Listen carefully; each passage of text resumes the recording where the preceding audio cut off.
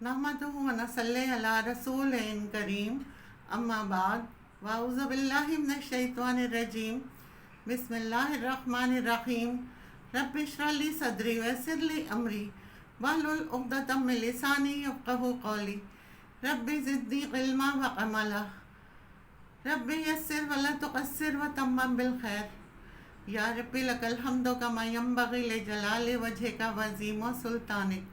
हम पढ़ रहे हैं सूरह अल बकरा का तर्जुमा और उसकी तफसीर।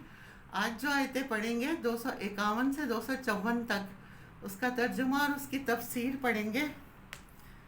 फ़हज़िमुहुम बिइज़्निल्लाह, थोड़े से लश्कर ने एक बहुत बड़े लश्कर को शिकस्त दे दी, लेकिन कैसे? बिइज़्निल्लाह, अल्लाह के इज़्न से, क्योंकि उन्होंने अल्लाह से मदद मांगी थी, कामयाबी हुई। वक़तला दाऊदा जालूता, दाऊद ने जालूत को कत्ल कर दिया। दाऊद अलैहिस्सलाम इसी लश्कर का एक हिस्सा थे, जो मोमिनों का लश्कर था। दाऊद अलैहिस्सलाम एक आम सिपाही थे। इस मौके पर उनके जौहर खुले, क्योंकि मुश्किलात में बहुत से लोगों की सलाहियतें उभर कर सामने आती हैं। उन्होंने उनके लीडर को मार दिया, जैसे जंग बदर में लीडर मारे गए थे। जब किसी कौम का लीडर मारा जाता है तो उस कौम के हौसले पस्त हो जाते हैं। वाताहुल्लाहुल मुल्क, और अल्लाह ने उसको बादशाहत अता की। किसको?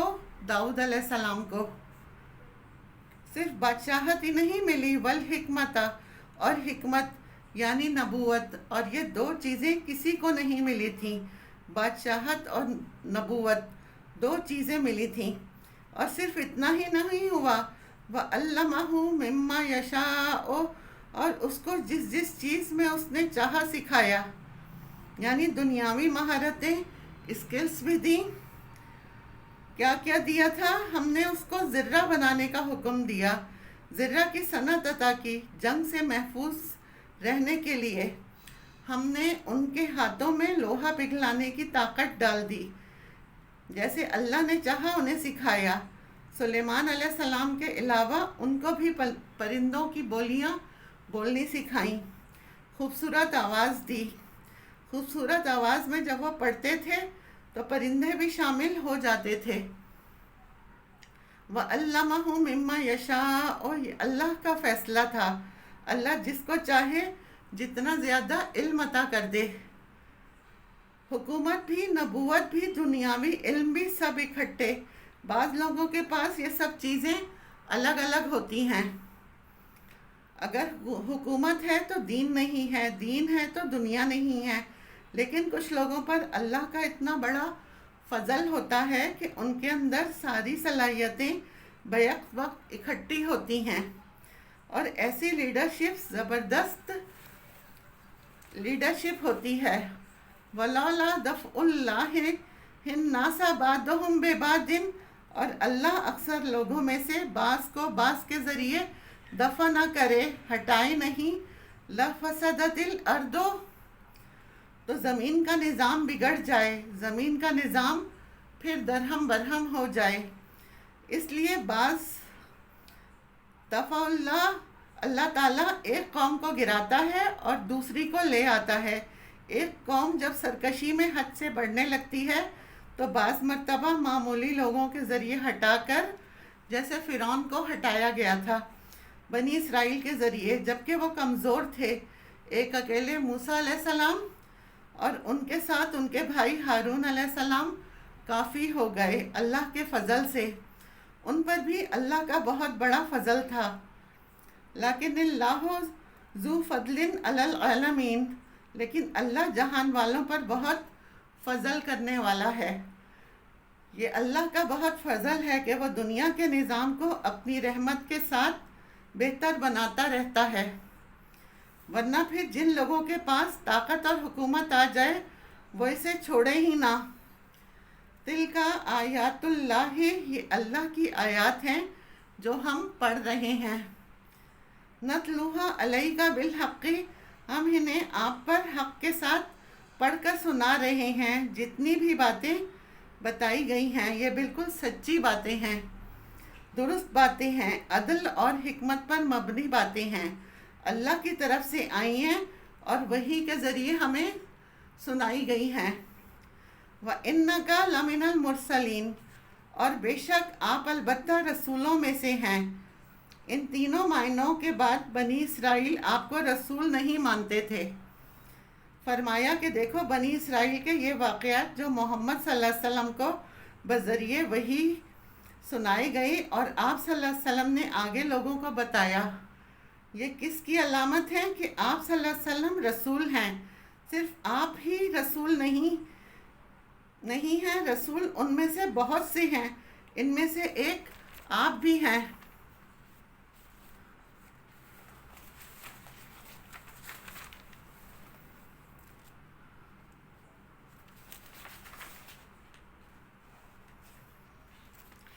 بے شک آپ رسولوں میں سے ہیں۔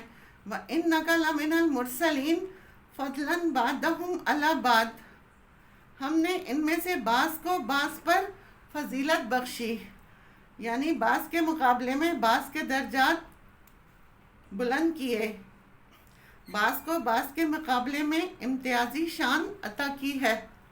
مثلا تقرب کے لحاظ سے فالوورز کی کثرت کے اعتبار سے، وحی کے اعتبار سے، اسی طرح بعض پیغمبروں کو اولو العزم کہا گیا ہے جو تمام پیغمبروں میں افضل ہیں۔ ان میں سے حضرت نوح علیہ السلام، ابراہیم علیہ السلام، موسیٰ علیہ السلام، عیسیٰ علیہ السلام اور محمد مصطفیٰ صلی اللہ علیہ وآلہ وسلم ہیں۔ تو ہم نے ان میں سے بعض کو بعض پر درجے عطا کیے ہیں، مرتبے عطا کیے ہیں۔ ایسا کیوں کیا؟ یہ اللہ تعالیٰ کا اپنا فیصلہ ہے اور وہ حکمت پر مبنی ہے، اور یہ فضیلت صرف پیغمبروں کے اندر ہی نہیں بلکہ باقی مخلوق کے اندر بھی ہیں۔ مثلا اہل ایمان کے اندر بھی مختلف درجات ہیں، صحابہ کرام کے اندر بھی مختلف درجات ہیں۔ حضرت ابوبکر صدیق کا درجہ باقی صحابہ کے مقابلے میں زیادہ ہے۔ اسی طرح ان کے بعد حضرت فاروق ہیں، عثمان غنی ہیں، پھر حضرت علی ہیں۔ اسی طرح بعض امتوں کو دوسری امتوں پر فضیلت عطا کی ہے۔ امت محمدیہ کے بارے میں آتا ہے کنتم خیر امت اخرجت للناس، تم بہترین امت ہو۔ یہ اللہ تعالیٰ کا اپنا فیصلہ ہے، نہ صرف دین کے معاملات میں بلکہ دنیاوی اعتبار سے بھی۔ اللہ تعالیٰ نے لوگوں کے درمیان، جگہوں کے درمیان، مختلف پرندوں کے درمیان، پھلوں کے درمیان درجے رکھے ہیں۔ سب کو بالکل ایک جیسا نہیں بنایا بلکہ اللہ تعالیٰ نے فرق رکھا۔ اسی طرح آخرت میں بھی لوگوں کے درجے میں فرق ہوگا۔ جنت میں جانے والے سب لوگ ایک درجے پر نہیں ہوں گے بلکہ ایک درجے سے دوسرے درجے کے درمیان اتنا فرق ہوگا جتنا زمین سے ستاروں کے درمیان فرق ہے، یعنی اتنے اونچے ہوں گے۔ اور جنت میں 100 درجے ہیں اور ہر 2 درجے کے بیچ میں اتنا فاصلہ ہوگا۔ تو یہ کس اعتبار سے ہوگا؟ اخلاص کی بنیاد پر، اعمال کی بنیاد پر۔ اسی طرح نبی صلی اللہ علیہ وسلم جب معراج کے موقع پر تشریف لے گئے تو اس میں ہم دیکھتے ہیں ابراہیم علیہ السلام کو انہوں نے 7ویں آسمان پر پایا، موسیٰ علیہ السلام کو 6 پر تھے، ہارون علیہ السلام 5ویں پر اور ادریس علیہ السلام 4 پر، اور دیگر پیغمبر بھی اسی طرح مختلف درجے پر تھے۔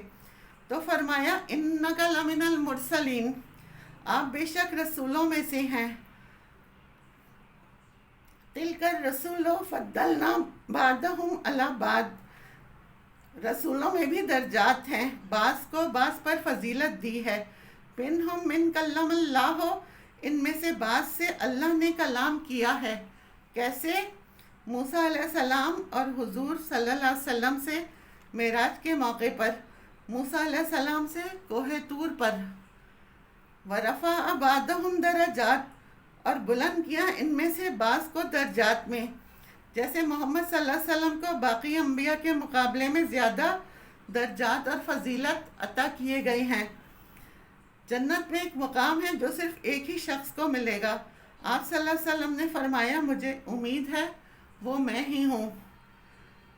قیامت کے دن آپ صلی اللہ علیہ وسلم شفاعت کرائیں گے، شفاعت کبریٰ جو ہوگی، جب لوگوں کا حساب نہیں ہوگا اور لوگ بے حد پریشان ہوں گے، وہ حضرت آدم علیہ السلام کے پاس جائیں گے، وہ ان کو نوح علیہ السلام کے پاس بھیجیں گے، پھر وہ انہیں ابراہیم علیہ السلام کے پاس بھیجیں گے، پھر موسیٰ علیہ السلام کے پاس بھیجیں گے، پھر اس طرح آخر میں نبی صلی اللہ علیہ وسلم کے پاس آئیں گے، پھر آپ صلی اللہ علیہ وسلم اللہ تعالیٰ کی حمد و ثنا کریں گے، دعا کریں گے کہ یا اللہ حساب قائم کر دیجئے، پھر حساب شروع ہوگا۔ تو یہ بھی آپ کی فضیلت ہے۔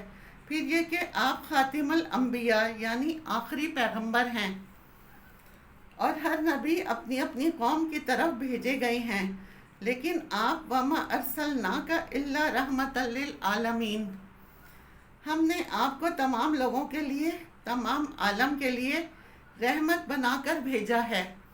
وَآتَيْنَا عِیسیٰ ابْنَ مَرْیَمَ الْبَیِّنَاتِ، اسی طرح عیسیٰ ابن مریم کو کچھ خصوصیات عطا کی گئیں، اور وہ کیا ہیں؟ بینات یعنی انجیل، کیونکہ وہ بہت سی باتوں کو واضح کرنے والی ہدایت کی کتاب تھی، اور اسی طرح آپ صلی اللہ علیہ وسلم کے معجزات، جیسے عیسیٰ علیہ السلام کے معجزات، جیسے مردے کو زندہ کرنا، کوڑی اور برس والے کو اچھا کر دینا، وَأَيَّدْنَاهُ بِرُوحِ الْقُدُسِ، اور ہم نے عیسیٰ علیہ السلام کی مدد روح قدس کے ساتھ کی۔ پیچھے آیت میں پڑھا تھا کیسے تائید کی گئی تھی عیسیٰ کی؟ جھولے میں،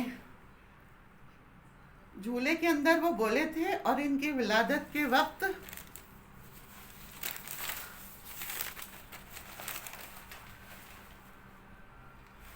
فرشتے حضرت مریم کے پاس آئے تھے اور پھر پانی کا چشمہ جاری کیا تھا۔ روح القدس سے مراد پاک علم بھی ہے۔ وَلَوْ شَاءَ اللَّهُ، اور اللہ چاہتا، مَقْتَتَلَ الَّذِينَ مِن بَعْدِهِمْ، نہ باہم لڑتے آپس میں اگر اللہ چاہتا، یعنی ان پیغمبروں کی امتیں آپس میں بھی اور ایک دوسرے کے ساتھ بھی نہ لڑتی اگر اللہ چاہتا۔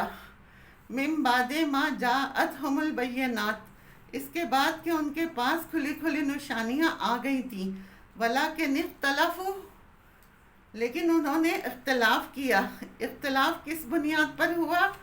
جھگڑے ہوئے، قتل و غارت ہوئی۔ تو اس سے کیا پتہ چلتا ہے کہ دین کی بنیاد پر مذہبی اختلاف بعض اوقات صرف اختلاف ہی نہیں رہتا بلکہ قتل و غارت کا ذریعہ بھی بن جاتا ہے۔ یہ کوئی نئی بات نہیں۔ فَمِنْهُمْ مَنْ آمَنَ، ان میں سے کوئی تو ایمان لے آیا، یعنی جس کے حق پا لیا وہ مان گیا۔ وَمِنْهُمْ مَنْ کَفَرَ، ان میں سے بعض ایسی ہیں جنہوں نے نہ مانا، جنہوں نے انکار کر دیا۔ وَلَوْ شَاءَ اللَّهُ، اور اگر اللہ چاہتا، مَقْتَتَلُوا، تو وہ نہ لڑتے۔ اللہ انہیں زبردستی جبراً لڑائی سے روک سکتا تھا، لیکن اللہ نے ایسا نہیں کیا۔ کیوں؟ کیونکہ یہ اللہ کا طریقہ نہیں ہے، اور اس میں بہت بڑی حکمت ہے۔ اگر اللہ چاہتا تو نہ لوگ اختلاف کرتے، نہ لڑتے، تمام لوگ ایک ہی امت ہوتے، ایک ہی طرح سوچتے۔ لیکن اللہ تعالیٰ نے جب پیغمبروں میں فرق رکھا تو اللہ تعالیٰ نے پھر لوگوں میں بھی فرق رکھا، اور پھر اس فرق کی بنا پر لوگوں نے آپس میں اختلاف کیے، جھگڑے کیے۔ جھگڑے کہاں تک جا پہنچے؟ قتل و غارت کی۔ یہ سب اس لیے کہ اللہ بندے کو دنیا میں آزمانے کے لیے بھیجتا ہے۔ دنیا میں لوگ کیوں آئے ہیں؟ آزمائش کے لیے آئے ہیں۔ اگر اختلاف نہ ہو، ورائٹی نہ ہو، مختلف چیزیں سامنے نہ ہو، تو پھر کیسے پتہ چلے گا کہ کس نے حق کو پا لیا؟ وَلَكِنَّ اللَّهَ يَفْعَلُ مَا يُرِيدُ، لیکن اللہ وہ کرتا ہے جو وہ چاہتا ہے۔ اللہ کسی کے مشورے پر نہیں چلتا، بلکہ جو وہ چاہتا ہے، جس چیز کو وہ صحیح سمجھتا ہے وہ ویسا کرتا ہے۔ تو یہ اللہ کا فیصلہ ہے، اور ضرور اس میں مصلحت ہے، اور یہ کہ دنیا کا نظام اسی طرح چلتا آ رہا ہے۔ تو خلاصہ اس آیت کا یہ ہے، نمبر 1 رسولوں کے درجات ہیں، نمبر 2 فضل کا مالک اللہ ہے، کوئی خود سے فضل حاصل نہیں کر سکتا۔ نمبر 3، عیسیٰ نبی ہیں، الہ نہیں، کیونکہ پھر عیسیٰ علیہ السلام کو اللہ کی طرف سے تائید حاصل ہوئی ہے۔ نمبر 4، دینی اختلافات عقل کی طرف لے جاتے ہیں۔ بعض دفعہ لوگ حق کو پا کر بھی اسے قبول نہیں کرتے، تعصب کی وجہ سے، ہٹ دھرمی کی وجہ سے اسے نتیجتاً جدال اور قتال ہوتا ہے۔ نمبر 5، اللہ نے لوگوں کو جبر کا طریقہ نہیں دیا بلکہ ان کو اختیار دیا، حق ان پر واضح کر دیا، پھر لوگوں کے اوپر چھوڑا کہ وہ اس کو پہچانیں اور اس کو قبول کریں۔ جنہوں نے قبول کر لیا، مان لیا، ان کے درجات بلند ہو گئے، جنہوں نے نہیں مانا وہ پستی اور ذلت میں چلے گئے۔ اس آیت کو یہاں کیوں رکھا گیا؟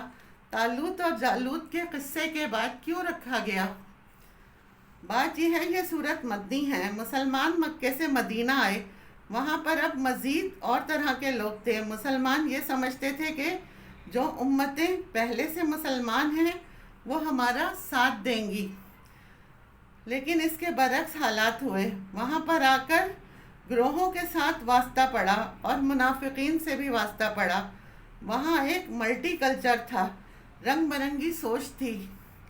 یا ایھا الذین آمنو، اے لوگو جو ایمان لائے ہو، اہل ایمان کو خطاب ہے، ہم سب کو کیا کرو؟ انفقو، خرچ کرو۔ کیا خرچ کرو؟ مما رزقناکم، اس میں سے جو ہم نے تمہیں عطا کیا ہے، یعنی جو بھی دیا ہے اسے آگے دو، یعنی جو کچھ تمہارے پاس ہے وہ تمہارا نہیں ہے، وہ تمہیں ملا ہوا ہے۔ کس کی طرف سے؟ تو جس نے دیا ہے اس کے خاطر، پھر اس کے بندوں پر خرچ کرو۔ پھر ساتھ وارن کر دیا کہ دیکھو ٹائم تھوڑا ہے اس پر عمل کا، من قتل ان یاتیہ، اس سے پہلے خرچ کر لو کہ وہ دن آ جائے۔ کون سا دن آ جائے؟ قیامت کا دن۔ کیسا ہوگا وہ دن؟ یوم لا بیع، جس میں کوئی خرید و فروخت نہ ہو سکے گی، یعنی وہاں پر تم کوئی حتمی چیز خرید کر بطور رشوت نہ دے سکو گے چھوٹنے کے لیے، ولا خلتن، اور نہ کسی کی دوستی کام آئے گی کہ کوئی اور تم پر اپنا مال خرچ کرے، ولا شفاعتن، اور نہ کسی کی سفارش کام آئے گی۔ دنیا میں مصیبت کے وقت مختلف طریقوں سے انسان کو فائدہ پہنچ جاتا ہے، وہاں پر دوست بھی دشمن بن جائیں گے۔ دنیا میں تو سفارش کرا لیتی ہیں لیکن وہاں پر سفارش کام نہ آئے گی، اس لیے وہ دن بہت سخت ہے۔ اس دن کے لیے کچھ کرو۔ کیا کرو؟ جو کچھ تمہارے پاس ہے آگے خرچ کرو، دوسروں تک پہنچاؤ، چاہے وہ تمہارا مال ہو، تمہارا علم ہو، چاہے تمہاری صلاحیتیں ہوں، جن سے لوگوں کو فائدہ پہنچا سکو، کیونکہ مومن تو فائدہ ہی پہنچاتا ہے، اس کی نظر فائدہ لینے کی طرف نہیں ہوتی بلکہ فائدہ دینے کی طرف ہوتی ہے، کیونکہ اسے پتہ ہے وہ جو کچھ دے گا اللہ اسے بڑھا چڑھا کر واپس کر دے گا۔ قیامت کے دن خاص طور پر صدقہ انسان کو بہت فائدہ دے گا۔ مسند احمد کی حدیث ہے کہ ہر شخص قیامت میں اپنے صدقے کے سائے میں ہوگا، اس دن کوئی سایہ نہ ہوگا، سورج بہت قریب ہوگا۔ ایک اور حدیث سے پتہ چلتا ہے کہ 7 لوگ عرش الہی کے سائے میں ہوں گے۔ جب کوئی سایہ نہ ہوگا، اس میں سے ایک وہ ہوگا جس نے صدقہ کیا اور چھپا کر کیا، حتیٰ کہ اس کا بایاں ہاتھ یہ نہیں جانتا کہ دائیں ہاتھ نے کیا دیا۔ ایسا شخص جو خالص اللہ کے لیے دینے والا ہو، اس شخص کو رحمان کے عرش کے سائے میں لیں گے۔ صدقہ دنیا میں بھی بلاؤں کو ٹالتا ہے، اللہ کے غضب کو ٹھنڈا کرتا ہے، یہ ہمارے گناہوں کی وجہ سے بھڑکاتے ہیں۔ جب انسان مر جاتا ہے تو اس کا عمل ختم ہو جاتا ہے، 3 چیزیں باقی رہتی ہیں: صدقہ جاریہ، وہ علم جس سے لوگ فائدہ اٹھائیں، اور نیک اولاد۔ جو ماں باپ کے لیے دعائیں کریں، والکافرون هم الظالمون، اور کافر تو وہی ظالم ہیں۔ یہ اپنی جان پر خود ظلم کرنے والے ہیں. شرک بھی بہت بڑا ظلم ہے. وآخر دعوانا ان الحمد للہ رب العالمین.